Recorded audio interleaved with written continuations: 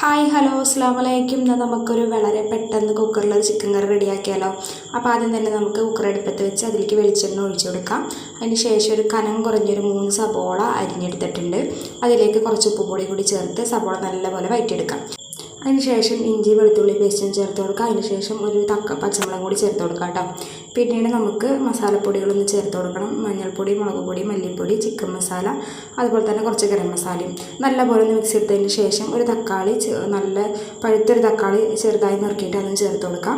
അത് നല്ലോണം ഉടച്ചെടുത്തതിന് ശേഷം നേരത്തെ കഴുകി വെച്ചിട്ടുണ്ടാകുന്ന ചിക്കൻ ഒന്ന് ചേർത്ത് കൊടുത്ത് മസാലയൊക്കെ നല്ലപോലെ ഒന്ന് മിക്സ് ചെയ്തെടുക്കാം.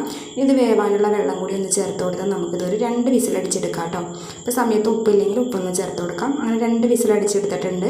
അപ്പോൾ കുക്കറിൻ്റെ പ്രഷറൊക്കെ പോയതിന് ശേഷം തുറന്നെടുക്കുക. ഇനി ഇതിലേക്ക് കുറച്ച് കറിവേപ്പിലയും കൂടി ചേർത്ത് കഴിഞ്ഞിട്ടുണ്ടെങ്കിൽ കറി റെഡി ആയിട്ടുണ്ട്. അപ്പോൾ എൻ്റെ വീഡിയോ ആദ്യമായിട്ട് കാണുന്നവരുണ്ടെങ്കിൽ ഒന്ന് സബ്സ്ക്രൈബ് ചെയ്യുക. വീഡിയോ ഇഷ്ടമാണെങ്കിൽ സപ്പോർട്ട് ചെയ്യുക. അപ്പോൾ ഇൻഷാ അല്ലാഹ് അടുത്ത ദിവസം നല്ലൊരു വീഡിയോ ആയിട്ട് വരാം.